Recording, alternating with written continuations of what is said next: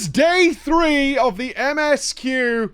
We got ourselves a new dungeon, and this story has picked up. A word keeps coming back to me as we move through this, and it's about maturity.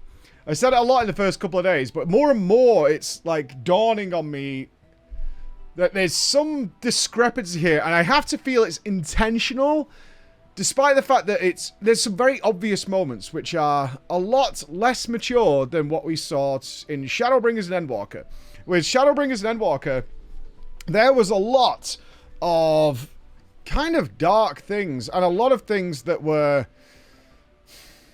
you had to think about. They were real thinkers to see the perspective, and a great way of looking at it without memeing on World of Warcraft was Morally Grey.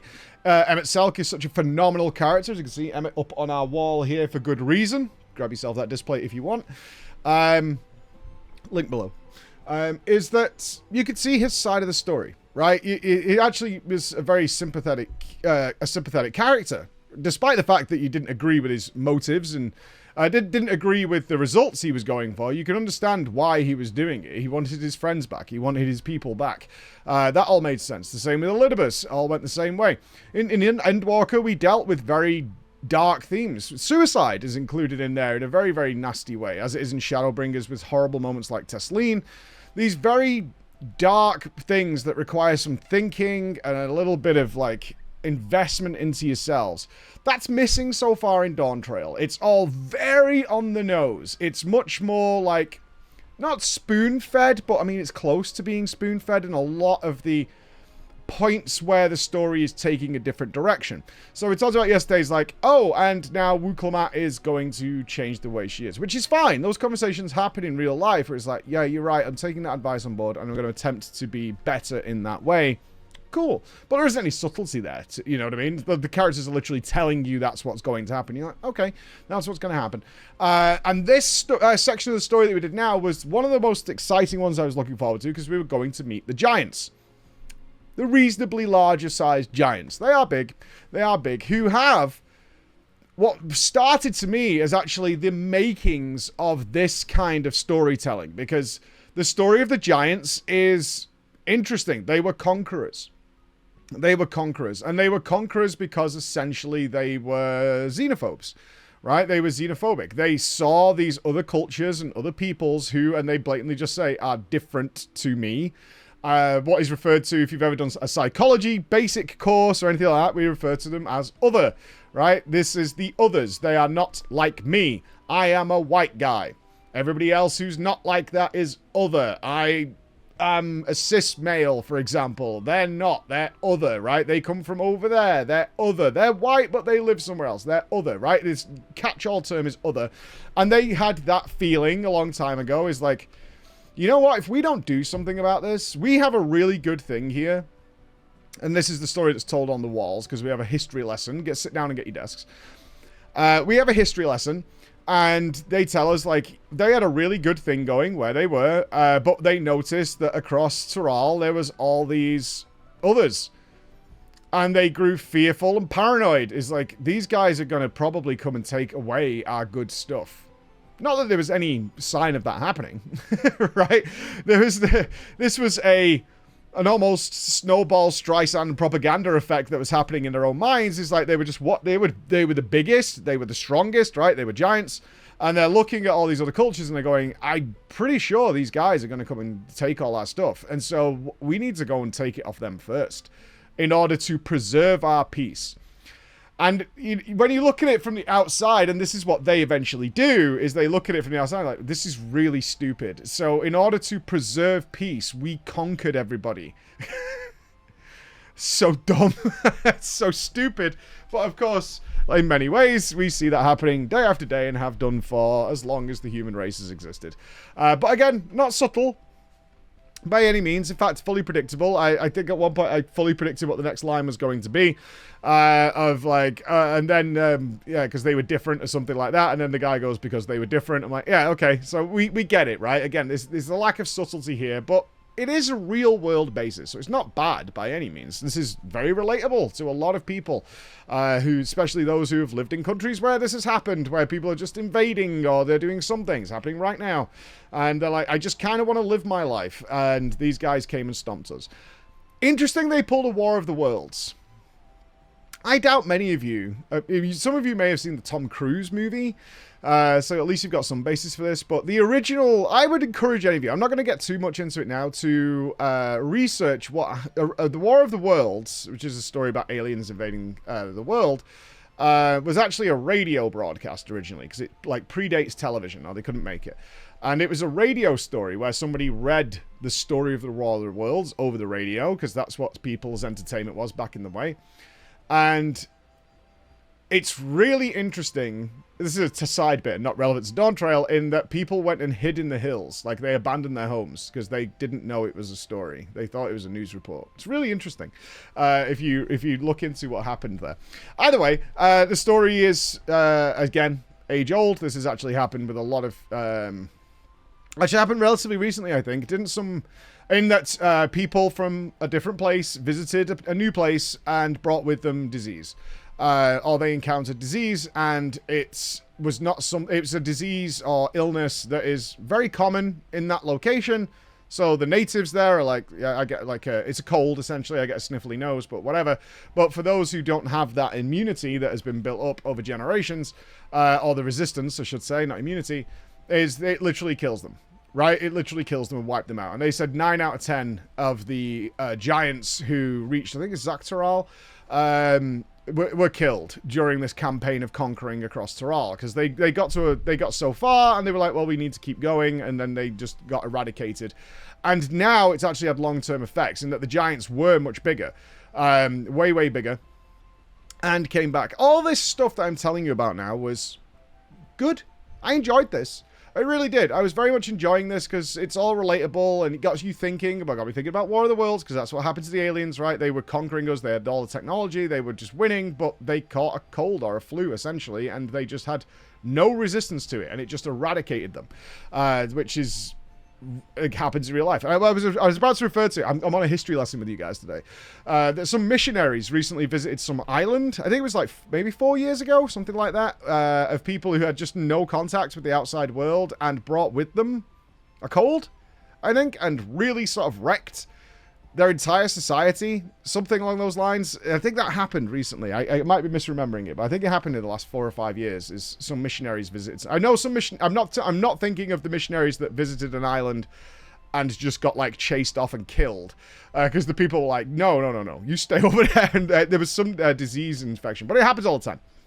Either way, so I liked all this, but it hasn't given me anything to really ponder the characters' points of view on this. That's what I'm missing so far. What we had was some side stuff, like Wuklamat being kidnapped so they could steal her jigsaw pieces. Again, pushing Kona as the unifying of these two is a very, very straightforward path that we're on right now, which might have some diversions along the way. But right now it's definitely pointing to, quote, at least Kona and Wuklamat leading. But Wuklamat has... There's a point when we get to the latest dungeon where Wuklamat points out that why did Father choose me? Because they visit his gravesite, but this is the giant's gravesite, which is more of a blog of the life of people, because he's not dead yet, but they record their moments through history, especially dealing with Avagamanda, who is now free, so that'll be a trial that's coming up, I believe. And she's wondering, like, okay, so Kona has the intelligence, the wisdom. Our other brother has the fighting and skills. And we have an interesting cutscene versus Bakul with the other brother. I have got it written down on the board, but I forget his name still. The blue one head.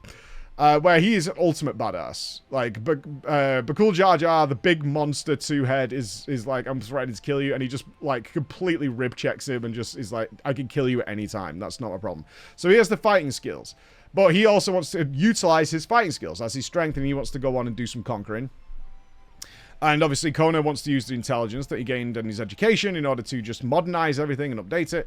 And she's wondering, like, what do I bring to the table? And she brings the pursuit of peace and her cultural understanding, her resonance, her empathy, essentially bringing to the table. Which again points to the idea that all three siblings will at some point become the Dawn Servants, which is the obvious path we're going on. Now, that's what I'm talking about with the MSQ so far, is everything seems very obvious.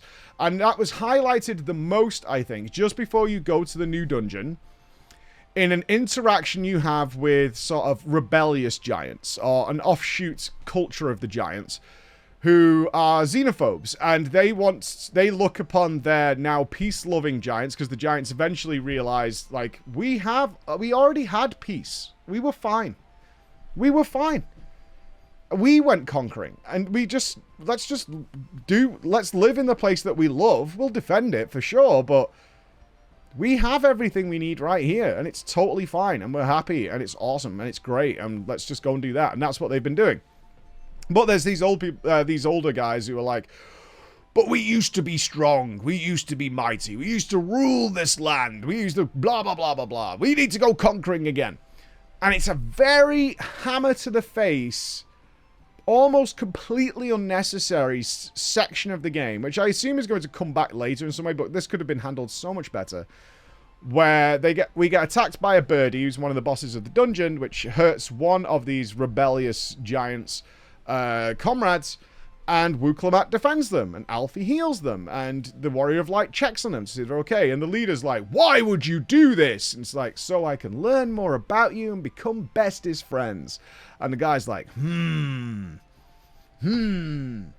maybe the other people aren't all bad, but this doesn't mean it's not over, but this has maybe stopped me being a conqueror in some way, and I didn't realize that maybe we could talk to other people. And I was like, what are we doing here? Like, this, compared to, and again, this is fine, but compared to the real intricate stuff that we're used to, and I know it's the beginning of the game, I know, it's a little it's a bit more Power Rangers, it's a bit more, this is a lot of, these are kind of things that I would expect to see in TV shows aimed at, like, 8 to 11, you know what I mean? Where they're not cartoons anymore, it's not the Turtles or anything like that, but we have moved into real life actors dealing with sort of high school sort of subjects, right? Because this is the kind of, it's high school level. This is what we would expect to teach teenagers, is like, yes, people had these very basic ideas. We have a good thing, they may be doing bad thing, we'll go and stop them maybe doing bad thing. So ultimately, we don't need to do that. We have things like negotiations, we deal with politics, we understand and try and learn about other cultures to see, is there anything we can learn from each other? Is there things we don't like? Is there things we do like? What about all these sort of subtle, intricate weaving of webs that try and tie this world together? That's the kind of thing you learn about in high school, right? When you learn about war, and you learn about, like, these very basic precepts, and then hopefully the educator is like, it's a bit deeper than that, and then we go there. But we're not got to that deepness yet. Not to say it's not coming, because we're still laying the foundation. But that's how I feel right now, and I want to express that with you guys here today. I will say about the dungeon, I really love this dungeon. It was the first dungeon I've done. It was the mountain climb dungeon. It's the first dungeon I've done that I had not seen, and the giant zone was the first zone I hadn't seen, because everything else I had seen at the media tour, but empty, so context was much better earlier on. But seeing, this was my first real new dungeon of Dawntrail, right? That was the point. I absolutely, in terms of ratings, because people like me to do this, I thought the first boss was the best. I loved this first boss. Model-wise, it looked like the ice cream Pokemon.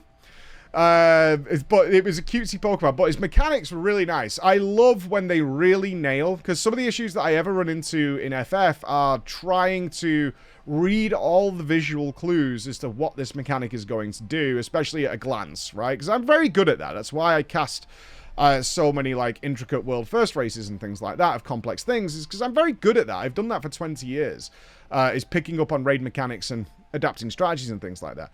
But sometimes in FF, they're not particularly clear, and it takes you a few goes to be like, what is it trying to show me here? Is it clear enough?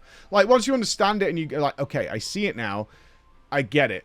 But it could take you a couple of times. This boss had some pretty complex things going on, but it was really nice and obvious at a glance what was supposed to be going on. And I think that in raids, a little obscurity is fine because you've got multiple heads not to be ironic, working on this situation. But in the dungeon, usually you're pugging, usually with strangers, and they dungeon stuff in FF should be like relatively complex, but also clear what is going to be happening. So just having like the explosions be frozen, okay, they're probably going to be stunned or delayed. So even though it's showing that's going to explode first, the freezing of it probably means it's coming second. And that all fell nicely into place and gave some good movement, some really nice position work, and some nice things to be keeping an eye on while the boss wasn't doing anything particularly weird and nothing strange going on miles away in the arena, which is great to me. I think it was really well done. The second boss, the bird boss, I only did this yesterday. I don't really remember what that boss does, so it was just a boss that died. I think it was just something that wasn't too super difficult, not interesting. The final boss, though, big boy, big daddy, big giant, big smasheroo, liked this as well. Very close and similar to quality of the first boss, I think. I liked the combination of mechanics showing you. There may have been one too many, because it goes like blue, which is the pushback. Forgive me if I get the colors wrong here, but blue was the pushback, so it showed you that without too much difficulty. Then it showed you the red one was going to be AoE around it, which emanates out from the circle. Then it showed you the green one, which was kind of a all directions pushback. And then it started combining them. Nice, simple, straightforward, and nicely works together. It's like, because this will teach you a little bit of the things like Criterion, right? Especially when they've got some donuts and things to deal with. This will teach you like how Silky works. It's like, oh, okay, yeah, I've seen this before, and now it's working in a less lethal way, in an interesting way. He's like, oh, that one's going to explode, and this one pushes me back, so I want to get pushed back to where it's going to be safe. I got this.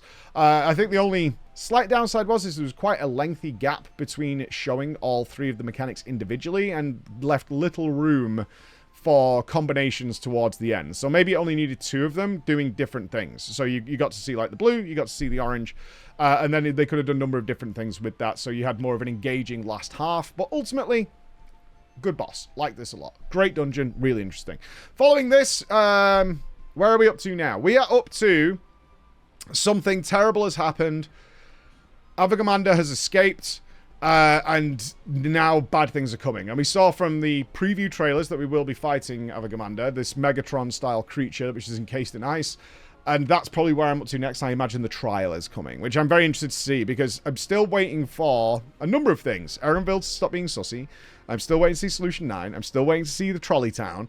And I'm still waiting, more importantly, to see the new style of mechanics that Yoshi P has been referencing. Now, we're probably not going to see that until Arcadian, but we shall see with Avagamander. Alright, so that's where we're up to, guys, and those are my thoughts. We did a bit of a history lesson today. I hope you took notes. I'll see you again. Bye-bye.